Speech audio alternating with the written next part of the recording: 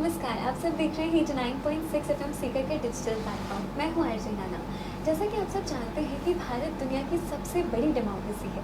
यहाँ लोगों को एक अधिकार दिया गया है कि वो अपनी एक वोट से भारत का पूरा भविष्य बदल सकते हैं। और जैसा कि आप सब जानते हैं कि विधानसभा चुनाव अभी आने वाले हैं, तो उसी विषय पर चर्चा करने के लिए आज हमारे साथ मौजूद हैं हमारे सीकर के जिला कलेक्टर मिस्टर सौरभ स्वामी और हमारे सीकर के IPS Paresh Deshmukh sir. Thank you so much sir हमें अपना समय देने के लिए। वेलकम आप। सर मेरा सबसे पहला आपसे सवाल ये है कि जो आगामी चुनाव आ रहे हैं उनके लिए प्रशासन किस तरीके की तैयारियां कर रहा है? आगामी चुनाव को जो हमारे द्वारा 2-3 चरणों में बांटा जाता है। एक तो जो एमसीसी से पहले जो आचार संहिता लगेगी उससे पहले की तैयारियां, एक आचार संहिता के दौरान की तैयारियां और एक पोल डे की तैयारियां। इसके अंदर भी 3-4 चीज़ें होती हैं। जो आचार संहिता से पहले तो हमें केवल जो हमारी ट्रेनिंग्स करवानी है, विभिन्न हमारी जो टीम्स होती हैं उनको तैयार करना, पोलिंग पार्टी की ट्रेनिंग्स कराना, अन्य उसके ऊपर ज़्यादा वो रहता है।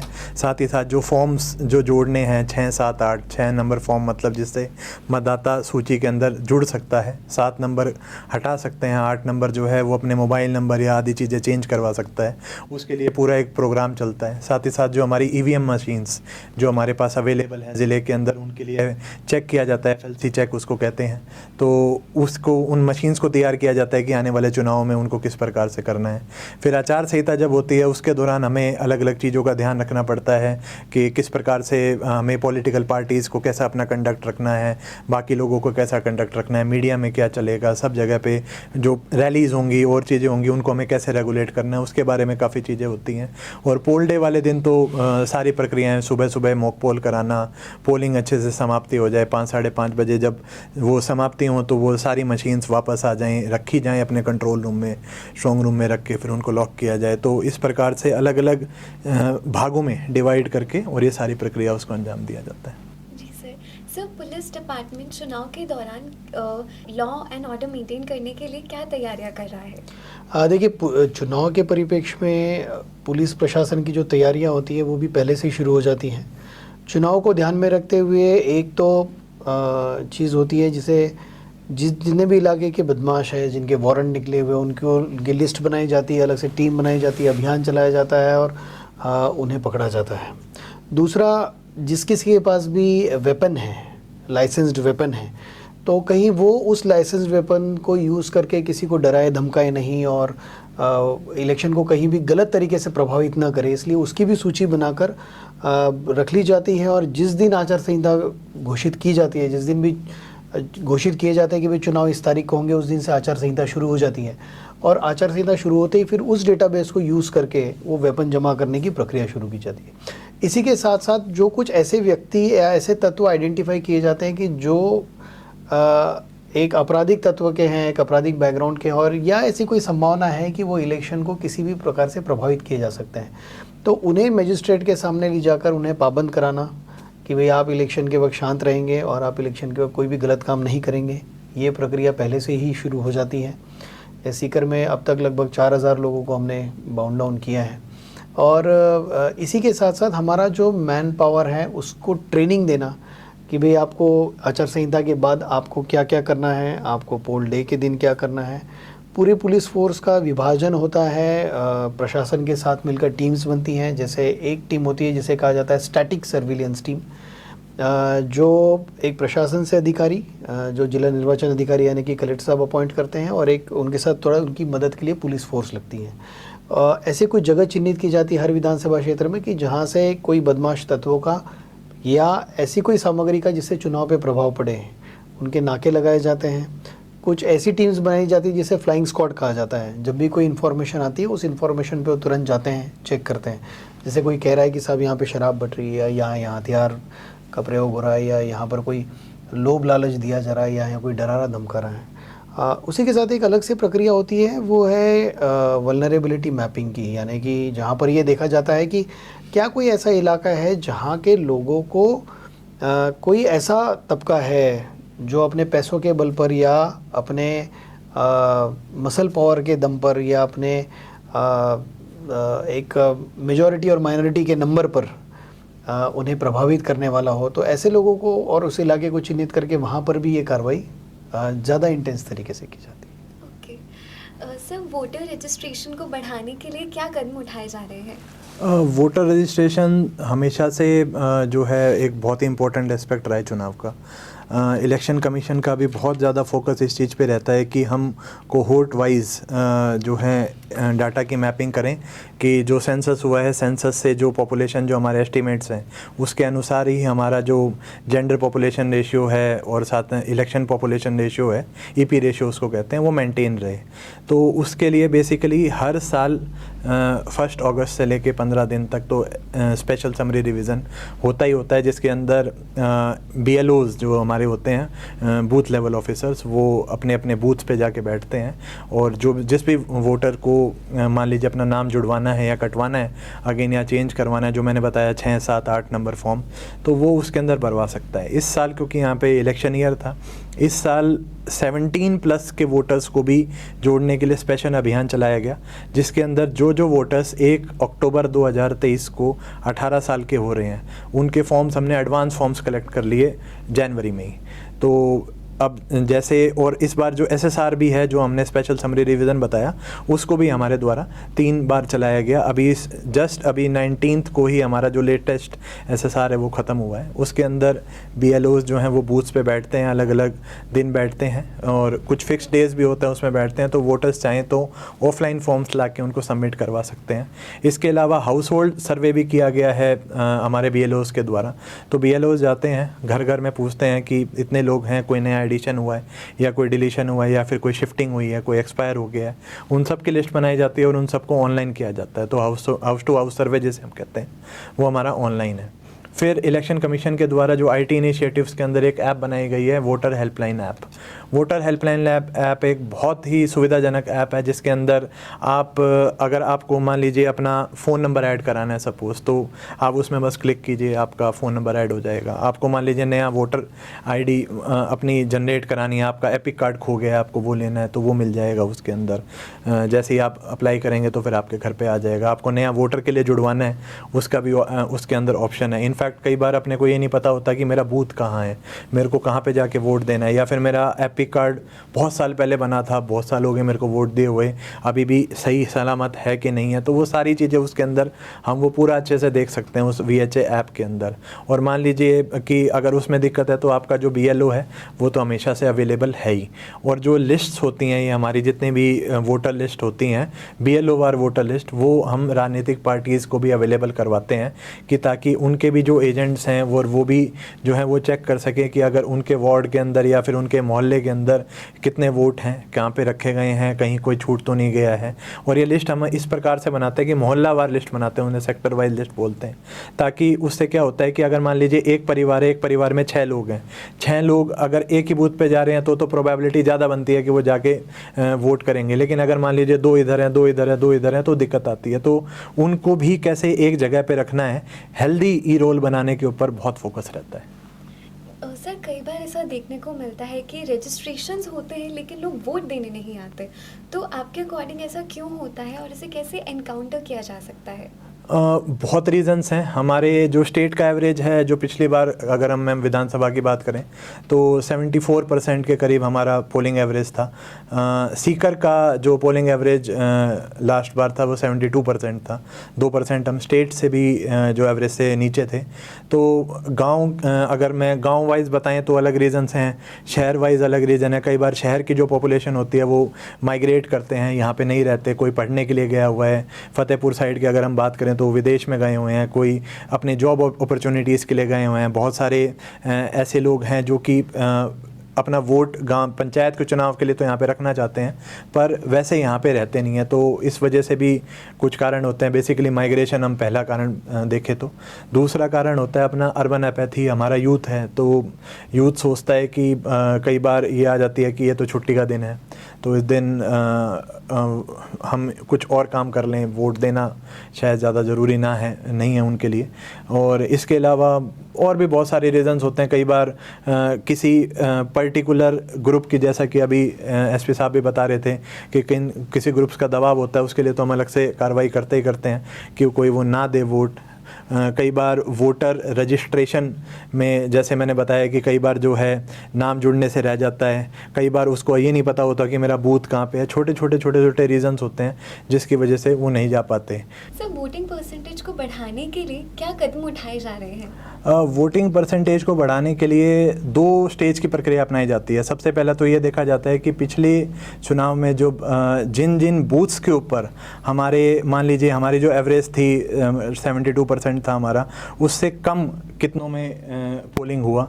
एक तो बूथ वाइज प्लान बनाया जाता है, बूथ वाइज टीम्स गठित की जाती हैं, वहाँ पे लोगों से कांटेक्ट किया जाता है, वहाँ पे उनको स्वीप जो हमारा प्रोग्राम चल रहा है उसके तहत हम उनको मोटिवेट करते हैं कि आप जाएँ, जाके वोट करें, चाहे वो विभिन्न प्रकार के हम प्रोग्राम्स चलाएँ, कोई रैलीज़ करें और सारी चीज़ें होती हैं उनके तहत। एक तो बूथ वाइज प्रोग्राम है।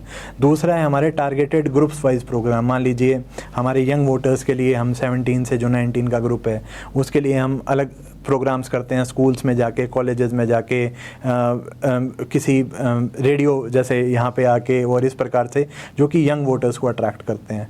फिर 20 से 29 ग्रुप वाले जो कि बेसिकली जो जॉब्स में हैं, तो उनके लिए चाहे वो विभिन्न इंडस्ट्रीज़ में जाके या फिर उनसे संबंधित कुछ चीज़ों के लिए अलग से प्रोग्राम्स चलाए जाते हैं। जो हमारे अगर जो टारगेटेड ग्रुप्स हैं, मान लीजिए हमारे सीनियर सिटीजन्स हैं, उनके लिए अलग से प्रोग्राम्स चलाए जाते हैं कि वो किस प्रकार से जुड़ सकें, मोटिवेट हो सकें। जैसा कि अभी 1 अक्टूबर को ही हमारा जो वर्ल्ड सिटीजन डे, जो सीनियर सिटीजन्स डे जो है, उसके तहत भी वो इस प्रकार के प्रोग्राम कराए जाते हैं। इसके अलावा जो हमारे PWD जो दिव्यांग मतदाता हैं उनके लिए भी डिफरेंट प्रकार के प्रोग्राम्स हैं। जो हमारे ट्रांसजेंडर्स हैं उनके भी कि किस प्रकार से तो ज़्यादा से ज़्यादा वो जुड़ें और फिर वो सभी वो वोट देने आए, उन तक भी रीच की जाती है। तो ऐसा करके कोई भी टारगेटेड ग्रुप जो है उनको भी मिस नहीं किया जाता।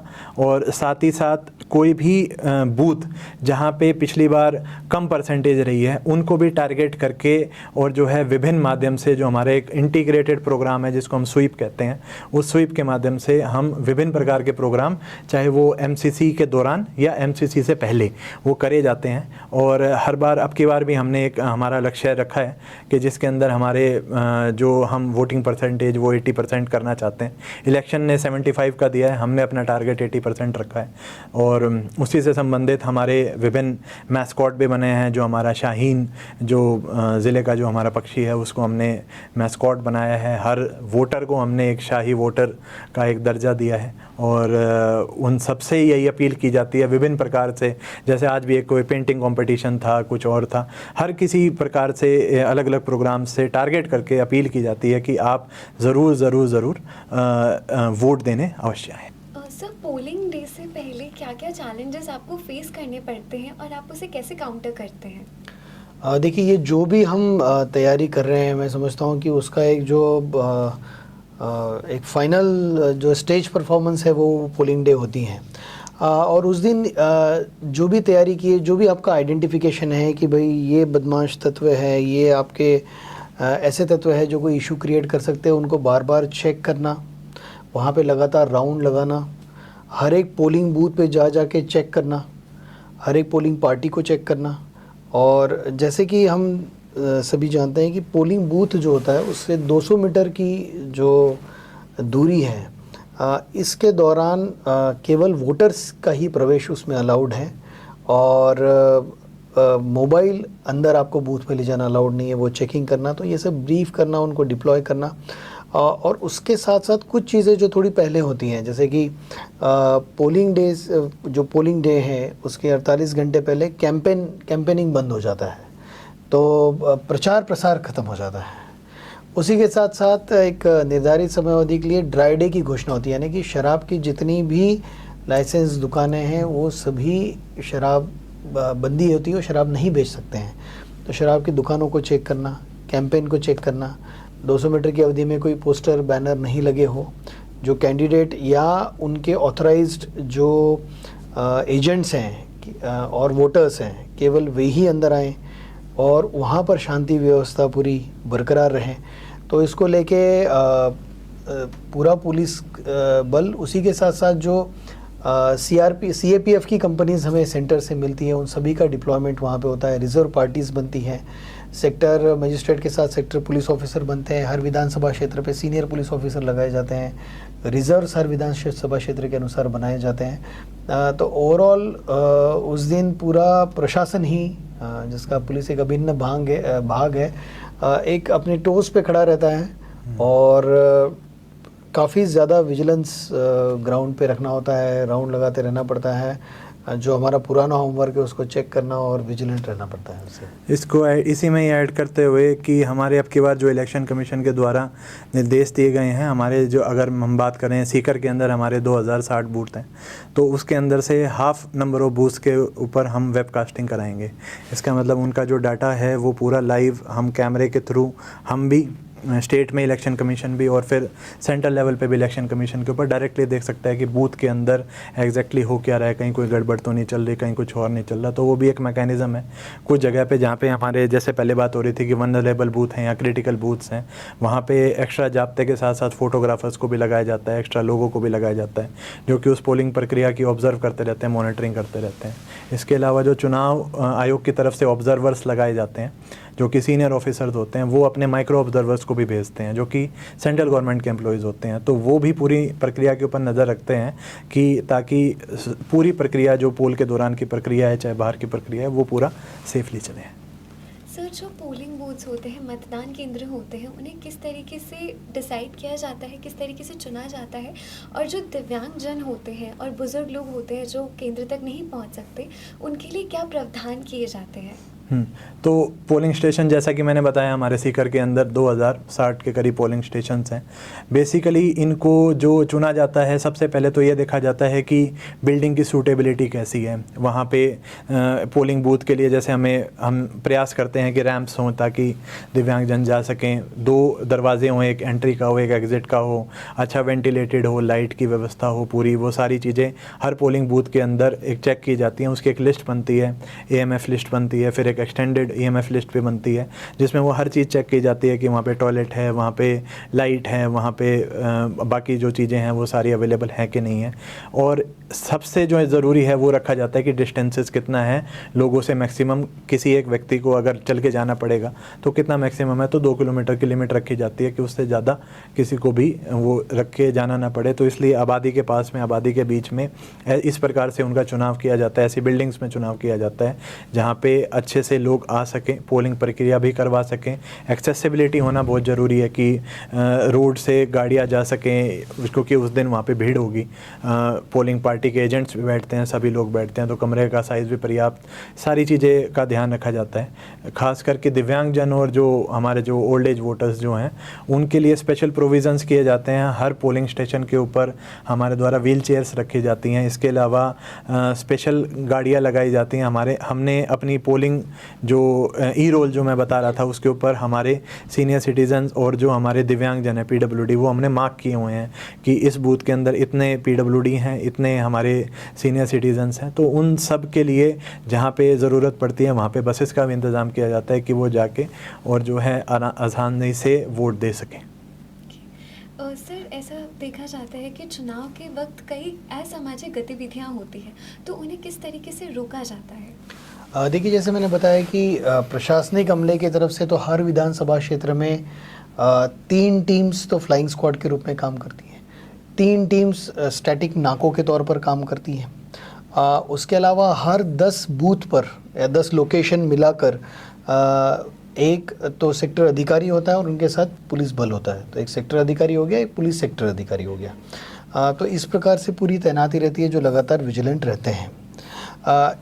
इसी के साथ साथ आम जनता को भी यदि अगर ऐसा लगता है, जैसे कि मान लो मैं किसी कस्बे में रह रहा हूँ और मैं देख रहा हूँ कि वोटिंग के एक दिन पहले कोई शराब बेचने आ गया, कोई पैसे देने आ गया, या कोई फ्री में लंगर चला रहा है या पेट्रोल के कूपन बांट रहा है, तो जहाँ हम किसी भी आम नागरिक को यदि ऐसा लगता है कि ऐसा कुछ होते हुए वो देख रहा है, तो सी विजिल नाम से इलेक्शन कमीशन का एक बहुत ही सुंदर ऐप है जो आचार संहिता के लगते ही ये ऐप एक्टिव होगा। ये ऐप आज भी डाउनलोड किया जा सकता है और इस ऐप में फ़ोटो खींचने का या वीडियो खींचने का लाइव ये प्रोविज़न है। और जैसे कि मान लो मैंने कुछ देखा, मैं तुरंत अपना मोबाइल निकाला, ऐप में गया, मैंने फ़ोटो और वीडियो लिया और मैंने अपलोड कर दी। जो भी शिकायत है दर्ज होगी उसका एक स्ट्रॉन्ग मॉनिटरिंग मैकेनिज्म है। तो विद इन 100 मिनट्स उस पर का जो भी कार्रवाई है वो करके रिस्पॉन्ड भी देने के लिए हम बाध्य हैं। तो ये एक बड़ा ही इम्पोर्टेंट ऐप है सी विजिल ऐप, जिसके माध्यम से हमारी लोगों से भी अपील रहेगी कि भाई आपको जब भी कुछ ऐसा लगता है आप डाउनलोड कर सकते हैं उसे और उसके माध्यम से सूचना दे सकते हैं। इसके अलावा हमारे कंट्रोल रूम के नंबर हैं, डिस्ट्रिक्ट कंट्रोल रूम के नंबर हैं, हमारी सोशल मीडिया हैंडल्स हैं सीकर पुलिस की, चाहे फेसबुक पे हैं, इंस्टाग्राम पे हैं, हमारे व्हाट्सएप नंबर हैं, तो किसी भी माध्यम से कोई भी सूचना दे सकता है इसमें। सर, चुनाव के वक्त जो कैंपेनिंग होती है उसे किस तरीके से रेगुलेट किया जाता है? चुनाव के वक्त की कैंपेनिंग बेसिकली अगर हम बात करते हैं एमसीसी पीरियड के बाद की, कि जैसे ही जब हमारी आचार संहिता लग जाएगी उसके बाद क्या कैंपेनिंग की जाती है, उसको भी हम 2 पार्ट्स में डिवाइड करते हैं, कैंडिडेट के डिसाइड होने से पहले और कैंडिडेट के डिसाइड होने के बाद। तो जब तक कैंडिडेट डिसाइड नहीं होता तब तक एक तरह से एक पार्टी जो है वो अपना प्रचार कर रही है। कैंडिडेट डिसाइड होने के बाद कैंडिडेट अपना खुद का प्रचार कर रहा है। तो बोथ एस्पेक्ट से, एक तो इलेक्शन एक्सपेंडिचर के उससे भी एस्पेक्ट से भी मॉनिटरिंग की जाती है, साथ ही साथ किस प्रकार के कितने वाहन उसको अलाउड होंगे, कितने उसको, मान लीजिए अगर वो रिक्शा, जो लाउड स्पीकर वाले रिक्शा चलाने हैं वो कितने अलाउड होंगे, वो दीवारों के ऊपर या फिर वो होर्डिंग्स जो होते हैं, हमारी साइट्स होती हैं उसके ऊपर वो कितनी साइट्स ले सकता है। इसके अलावा किसी भी प्रकार की वो कोई रैली कर रहा है, वो कोई फंक्शन कर रहा है, कहीं पे भी वो जा रहे हैं, उन सब के बारे में उनको पहले हमसे परमिशन लेनी पड़ती है। इलेक्शन कमीशन का एक ऐप है सुविधा, जिसके अनुसार उनको परमिशन दी जाती है। एक कंट्रोल रूम, एक एकल विंडो हमारे द्वारा बनाई जाती है, जिसके अंदर जो है पहले जब तक अनाउंस नहीं होते तब तक तो पॉलिटिकल पार्टीज़ कांटेक्ट करती हैं। इसके अलावा मान लीजिए किसी की हेलीकॉप्टर से लैंडिंग हो रही है, किसी की प्लेन से लैंडिंग हो रही है, कोई बाय रोड बाय कार में आ रहे हैं और कोई सामाजिक फंक्शन है, उनका फंक्शन नहीं है, कोई सामाजिक फंक्शन है उसमें जा रहे हैं, इन सारी चीज़ों के बारे में पहले प्री इन्फॉर्मेशन देनी होती है प्रत्येक पार्टी को। उस चीज़ का एक तो इन्फॉर्मेशन, और साथ ही साथ में फिर जब वो फंक्शन चल रहा होता है तब हमारी टीम्स, जो हमने अभी बात हुई थी कि हमारी फ्लाइंग स्क्वाड्स होते हैं और जो बाकी की जो टीम्स होती हैं वो वहाँ पे उन फंक्शन में जाके वीडियोग्राफी करती हैं। वीडियोग्राफी करके एक एस्टीमेट भी बनाया जाता है कि इस फंक्शन में लगभग इतना खर्चा आया होगा। एंड में उसको टैली किया जाता है, क्योंकि एक कैंडिडेट की खर्चा करने की एक लिमिट है कि वो इससे ज़्यादा खर्चा नहीं कर सकता, ताकि एक इक्वालिटी बनी रहे बिटवीन ऑल द कैंडिडेट्स। तो वो उसके हिसाब से भी एक एक्सपेंडिचर का एक रजिस्टर मेंटेन किया जाता है। उसके लिए भी अलग से ऑब्जर्वर्स लगाए जाते हैं जो कि ये चीज़ चेक करें। तो पार्टीज़ को कुछ नहीं करना होता, वो केवल आते हैं और अप्लाई करते हैं, और बड़ी ही सुविधाजनक तरीके से, जैसा कि नाम है ऐप सुविधा ऐप, उसके द्वारा हम उनको परमिशंस प्रोवाइड करते हैं। ये चीज़ का ध्यान रखते हुए, इक्वालिटी ध्यान रखते हुए, कि मान लीजिए मेरे पास 20 साइट्स हैं, तो ऐसा नहीं है कि 18 साइट मैं 2 महीने के लिए किसी एक बंदे को दे दूं कि वो अपना लगा ले, ताकि इक्वालिटी मेंटेन रहे। अगर मेरे पास 2 मैदान है, मान लीजिए मेरे पास स्टेडियम है, मेरे पास रामलीला मैदान है, मेरे पास कोई और मैदान है, ऐसा नहीं है कि कोई एक आदमी 20 दिन के लिए उनको बुक कर लेगा तो ताकि कोई और पार्टी कोई प्रोग्राम ही ना कर पाए, ऐसा भी हो सकता है, पॉसिबल है। तो वो इन सारी चीज़ों को ही रोकने के लिए ये चीज़ की जाती है कि हर कैंडिडेट को, हर पार्टी को इक्वल अपॉर्चुनिटी मिले कि वो कहीं पे भी हावी ना हो और अपना प्रचार प्रसार जो है वो बड़े आराम से वो करता रहे। सर, ऐसा देखा जाता है कि जब भी इलेक्शंस आते हैं तो फॉल्स न्यूज़ बहुत ज़्यादा फैलने लग जाती है। तो ये जो साइबर थ्रेट होता है इलेक्शन के दौरान, इसे किस तरीके से काउंटर किया जाता है और ये कितने प्रकार का होता है? देखिए, इसमें मुख्य तौर से तो एक है कि भाई अगेंस्ट आचार संहिता के नॉर्म्स के जाके प्रचार प्रसार करना, और एक है कि दुष्प्रचार करना। मान लो कि मैं एक कैंडिडेट हूँ और या कोई भी एक तत्व है जो इलेक्शन में खड़ा है और उसके प्रति कोई एक ऐसी न्यूज़ आ जाती है जिससे जिसमें मिस इन्फॉर्मेशन है, गलत फैक्ट है, लेकिन उससे उसकी इमेज को डैमेज पहुंच रहा है।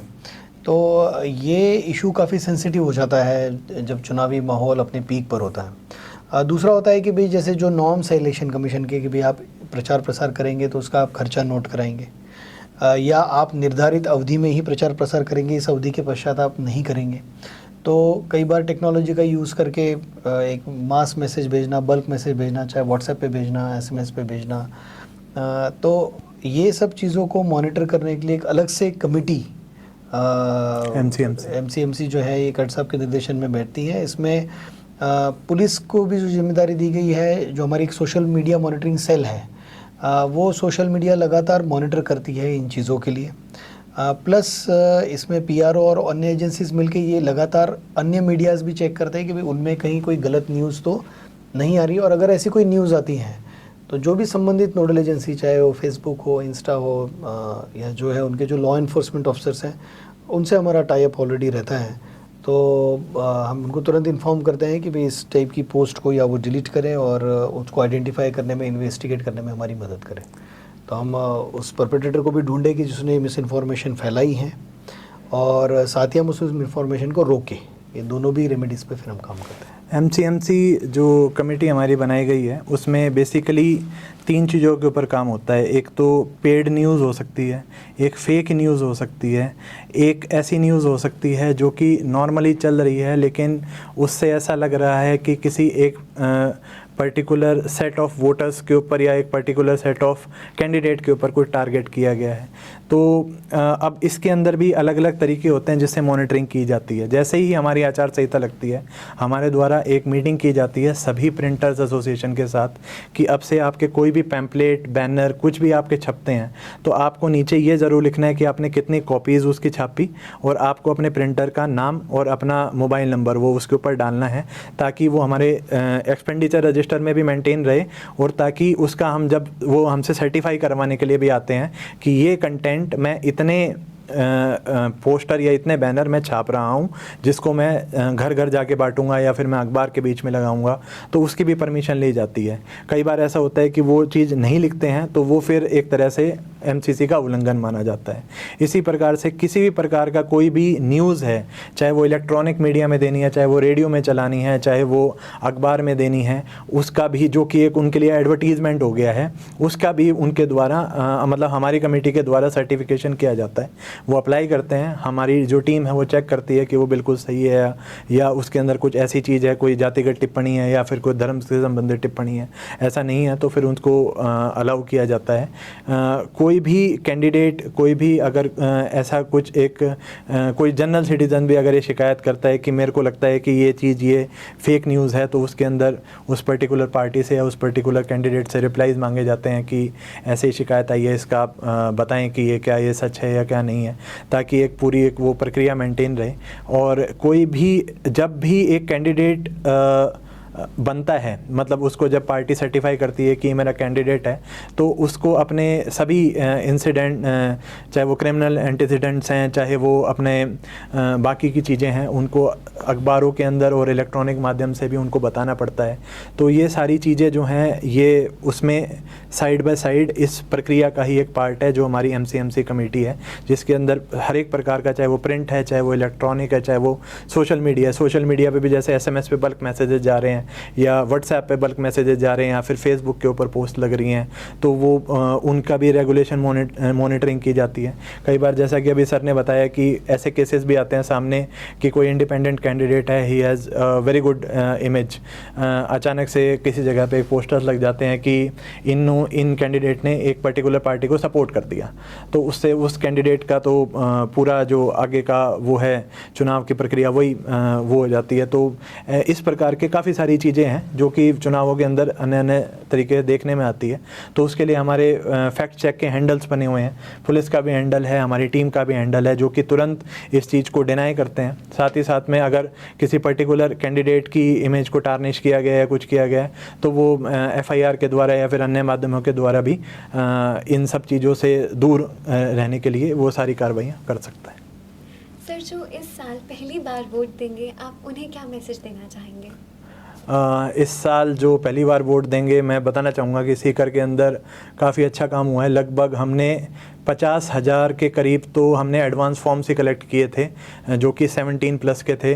वो तो हमारे कलेक्शन थे, इसके अलावा VHI ऐप और बाकी जो जेनरिक रूप से जो जुड़ते हैं, तो लगभग हमारे 85,000 के करीब जो नए वोटर्स हैं वो इस बार ई रोल में हमारे ऐड हुए हैं ओवरऑल अगर हम सीकर की बात करें। और अभी तो प्रक्रिया चल रही है, नॉमिनेशन से 10 दिन पहले तक हम जोड़ सकते हैं। तो ये जो लगभग लाख के करीब जो हमारे नए बच्चे जो कि इस साल वोटिंग देंगे, उनके लिए तो मेरी तरफ से तो केवल एक ही मैसेज है, एक ही वो है कि वो बिल्कुल अच्छे से सोच समझ सबसे पहले तो वोट ज़रूर करें, क्योंकि उनको एक पावर मिला है, उनको एक रिस्पॉन्सिबिलिटी मिली है। और ये दोनों ही चीज़ें, चाहे वो यहाँ के रहने वाले हैं, चाहे वो कहीं बाहर के रहने वाले हैं, उस दिन हम भी प्रयास करते हैं कि हर ऑफिस के अंदर छुट्टी हो। हॉलीडे तो डिक्लेयर होता ही होता है, लेकिन जो प्राइवेट कोचिंग इंस्टीट्यूशंस हैं या फिर प्राइवेट कॉलेजेस हैं, हॉस्टल्स हैं, उसके अंदर भी हम प्रयास करते हैं कि उसमें छुट्टी रखी जाए ताकि अपनी जगह पे जाके वोट दे सके। वोट देना ज़रूरी है और एक अच्छे कैंडिडेट को वोट देना ज़रूरी है। तो ये इसी प्रयास के लिए हमारे जो स्वीप जो हमारा प्रोग्राम चलता है, जिसके अंदर हम अलग अलग मैसेजेस टारगेटेड ग्रुप्स तक भी पहुंचाने की कोशिश करते हैं, प्लस टारगेटेड एरियाज़ के अंदर भी उन मैसेजेस को पहुंचाने की कोशिश करते हैं। उसकी विभिन्न एक्टिविटीज़ चल रही हैं, आप भी उसके एक एम्बेसडर हैं, तो इसके हिसाब से ही हम ये प्रयास करते हैं कि ज़्यादा से ज़्यादा लोग वोट दें और एक अच्छे नेता को, बढ़िया नेता को चुनें। जी सर, आम आदमी को आप क्या मैसेज देना चाहेंगे? देखिए, मैं समझता हूँ कि Indian democracy is the largest democracy और ये एक बड़ा उत्सव है। इलेक्शन ये एक बहुत बड़ा उत्सव है।